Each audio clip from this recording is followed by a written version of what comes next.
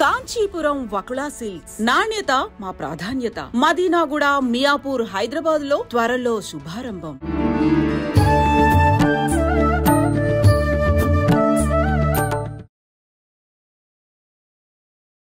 నమస్కారం, welcome to I dream. ధర్మ మార్గం విత్ విజిత కార్యక్రమానికి స్వాగతం.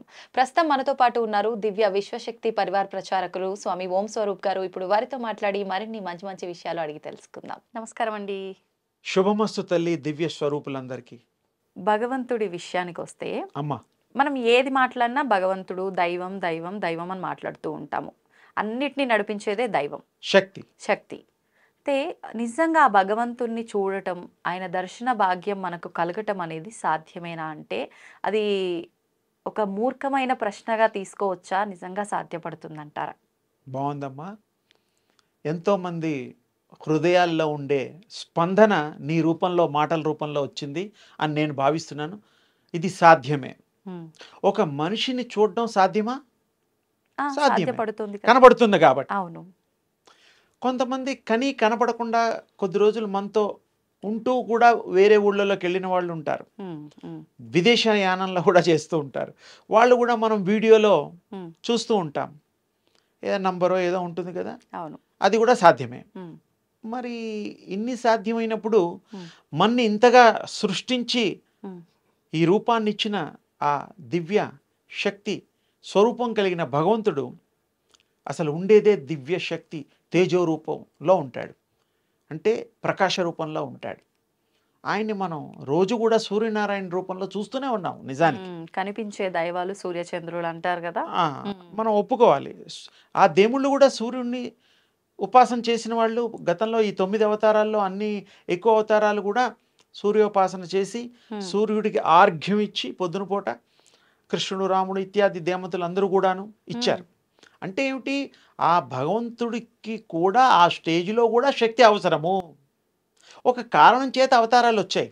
ఒక పనులు చేయడం కోసం, ఒక ప్రబోధం చేయడం కోసం, ఒక మానవులకి ఒక సందేశం ఇవ్వడం కోసం ఆ భగవంతుడు రూపాన్ని దాల్చి ఒక అవతారంగా అవతరించి మనకి సత్మార్గంలో మనని నడిపించే దివ్య రూప శక్తులుగా, దైవ స్వరూపులుగా వారు మనకి అనుగ్రహించారు.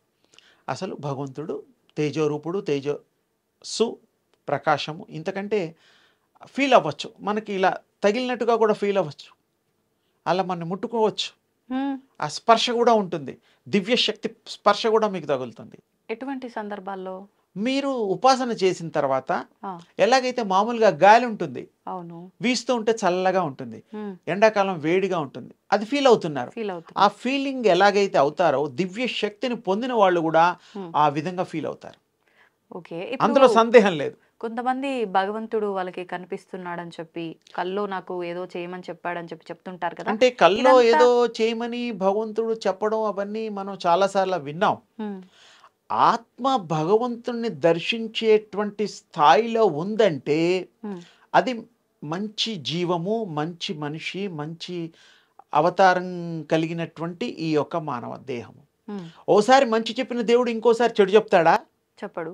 ఎప్పుడు మంచిగా చెప్తాడు. అసలు ఆ దేవుడు దర్శనం అవుతుందంటేనే నువ్వు ఎంతో పుణ్యం చేసుకుంటే కానీ కాదు.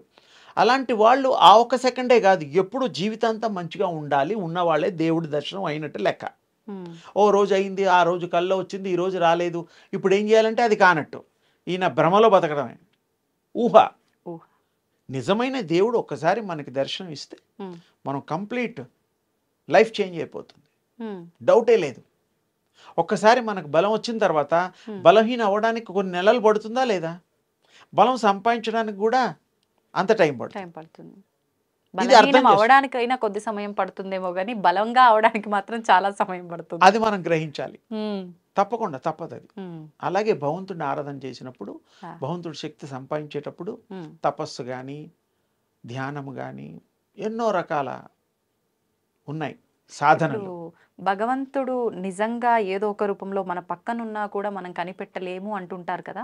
అయితే మీరు చెప్పినట్టుగా చూస్తే ఉపాసన చేస్తే భగవంతుడి దర్శన భాగ్యమే కలుగుతుంది అని అంటే కొంచెం అంటే నమ్మశక్యంగా లేదేమో అన్నట్టుగా అనిపించే వాళ్ళకి దానికి నేను ఉదాహరణలు చెప్తాను, ఏమి సందేహం లేదు. మీరు నేను ఇప్పుడు స్టూడియోలో కూర్చున్నాం, ఇంకెవరో కూడా ఉన్నారు పాపం, మనకు తెలియకుండా ఇక్కడ దేవుడి విషయాలు మాట్లాడుతున్నాం. అవును. గొప్ప విషయం ఏంటంటే దేవుడి పార్టీ అనేది ఆత్మల్లో ఉంటుంది. అవి మీకు నాకు కనపడకపోయినా మంచి మాటలు వినడానికి వస్తాయి ప్రపంచం అంతటా, ఈ స్టూడియోలోనే కాదు. ఎలా రామనామం చేస్తూ ఉన్నప్పుడు హనుమంతుడు వెళ్ళి అక్కడ ఉంటాడు అనేటువంటిది ప్రజల్లో ఒక ఉంది నమ్మకం. మరి హనుమంతుడు వచ్చాడో లేదో వీళ్ళు చూసారో లేదో తెలియదు, కానీ అక్కడ హనుమంతుడు వస్తాడనే ఒక నమ్మకంతో మనం రామనామం చేస్తాం. అవును, సత్యమా? సత్యం. ఇప్పుడు కూడా మనం దేవుడి విషయాలు మాట్లాడుతున్నాం కాబట్టి ఇక్కడ దివ్యాత్మలు మననిద్దరిని అనుగ్రహించవచ్చు. ఎందుకంటే దేవుడి విషయాలు 10 మందికి చెప్తున్నాం. ఇది ఒక గొప్ప విషయం. దేవుడిని ఎలా చూడాలో చెప్తున్నాం, దేవుడిని ఎలా పొందాలో చెప్తున్నాం, దేవుడు ఎలా అనుగ్రహిస్తాడో కూడా మాట్లాడుతున్నాం. కాబట్టి అది వాళ్ళకి ఇంట్రెస్ట్. ఎందుకంటే వాళ్ళు దేవుడికి దగ్గరగా ఉండే ఆత్మలు అవి. ఆ రూపాలు, తేజో రూపాలు ఉన్నాయి మనకి. ఒక మాటలో చెప్పాలంటే 6 రూపంలో కూడా ఉండొచ్చు. అంటే మీకు చూడగలిగితే ఆ దివ్య శక్తులను చూడొచ్చు. ఇది ప్రతి ఇంట్లో ఉంటారు, ఈ ప్రపంచంలో ఉంటారు. మన కళ్ళకి కనపడని దివ్య స్వరూపాలు ఉంటాయి. అందుకనే మనం జాగ్రత్తగా ప్రవర్తించాలి. నన్ను ఎవరూ చూడడం లేదు అని పిచ్చి పనులు చేయకూడదు. మనుషులు అవి గమనిస్తాయి, దేవుడు గమనిస్తాడు. సత్యం చెప్పేటప్పుడు మన ఒక్కడికే తెలుసు సత్యం అని ఎదుటివాడికి అబద్ధం చెప్తాం. కానీ దేవుడి దగ్గర అబద్ధం దాస్తామా? దాయలేం. ఆయన అన్నీ వింటాడు. అలాగే ఆయనతో పాటు ఇలాంటి భగవత్ యొక్క శక్తి కలిగినవి కూడా ఆ రూపాలు ఎన్నో ఉంటాయి. అందుకనే మనం వాళ్ళన్నిటి ప్రేమని, వాళ్ళన్నిటి అనుగ్రహాన్ని పొందాలి అంటే ఎప్పుడు సత్యాన్ని పలకాలి. మనకి చెడు జరిగినా కూడా తాత్కాలికంగా జరుగుతుంది, బాధలు తాత్కాలికం. ఒక్కసారి మనం భగవంతుడు శక్తి సంపాదించాక అన్నీ మర్చిపోతాం.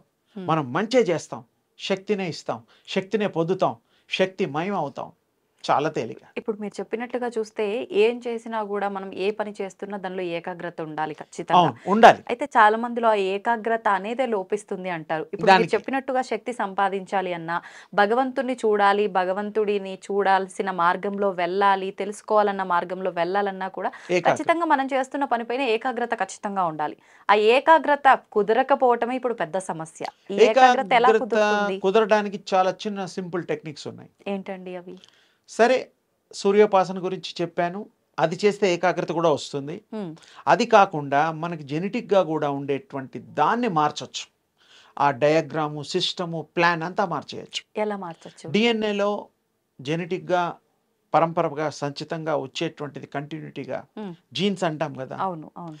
వాటన్నిటికీ మైండ్ ఉంటుంది. అది చాలా గ్రహించాలి. అందరూ ఎకల్టిజంలో చెప్తారు, ప్రతి కణానికి మైండ్ ఉంటుంది. కోటాను కోట్లు ఈ బాడీలో జీవ కణాలు ఉన్నాయి.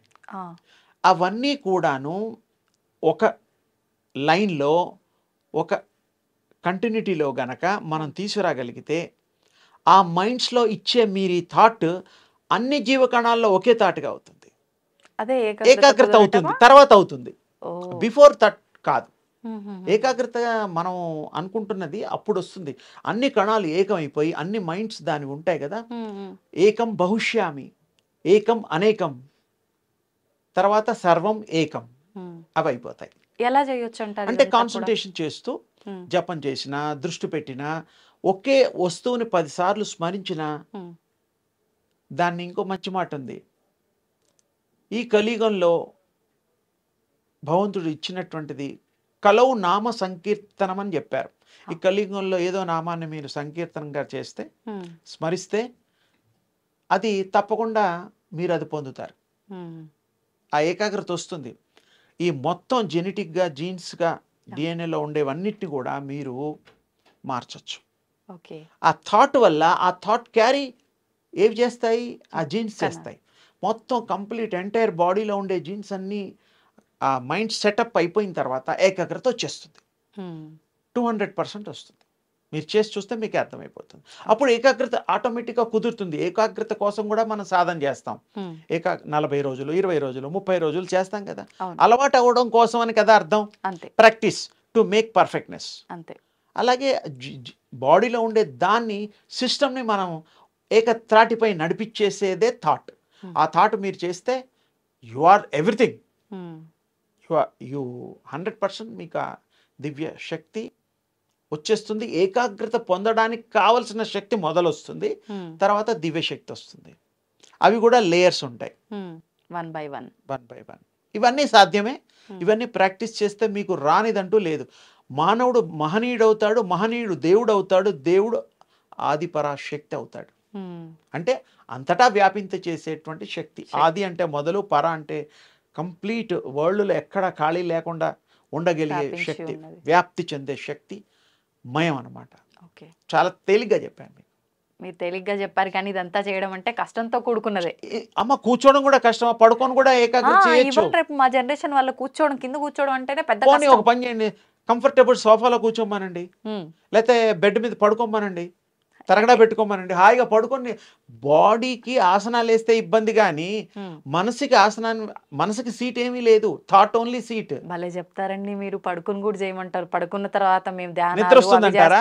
శుభ్రంగా గురకలు పెడతాం. కానీ అంటే ఆ ఇంట్రెస్ట్ ఉన్నప్పుడు పడుకున్నప్పుడు కూడా చేయొచ్చు. అంటే బాడీ పెయిన్స్ ఉంటాయి కొంతమందికి, మోకాళ్ళ నొప్పులు ఉంటాయి, రకరకాల ఇబ్బందులు ఉన్నాయి. బాసం పెట్టి కూర్చోమంటే మోకాళ్ళు అవుతాయి, నిట్టు నీరావుగా కూర్చుంటే వీపులు. ఇవన్నీ ఎందుకు వచ్చింది గొడవ? మనసుకి ఆ శిక్షణ లేదు. మనసుకి ప్రశాంతత కావాలి, పీస్ ఆఫ్ మైండ్ కావాలి, టెన్షన్ ఉండకూడదు, ప్రెషర్ ఉండకూడదు. ప్రెషర్ లేనిది హాయిగా బెడ్ మీద పడుకోండి, శవాసనం వేసుకోండి, శవం కారు గ్యారంటీ. నేనైతే తమాషా కన్నా కానీ నిజంగా అలా ఫీల్ అయ్యే వాళ్ళు కూడా ఉన్నారు, వాళ్ళకు ఉపయోగపడుతుందని నేను అడిగాను. నేను అనేది ఏంటంటే, మీరు ఎలా అడిగినా మంచి చెప్పడం కోసం, మంచికి ఒక రూపం ఇవ్వడం కోసం మీ ప్రయత్నంలో దాంట్లో సత్యం ఉంది, నిజాయితీ ఉంది. ఆ ప్రజెంటేషన్లో మహత్యాన్ని అందరికీ చెప్పాలనేటువంటి ఉత్సుకత ఉంది. అందుకనే నేను చెప్పడానికి అలా చెప్పాను. థ్యాంక్ యూ అండి. అమ్మ, ధన్యవాదాలు. అమ్మ శుభం తల్లి.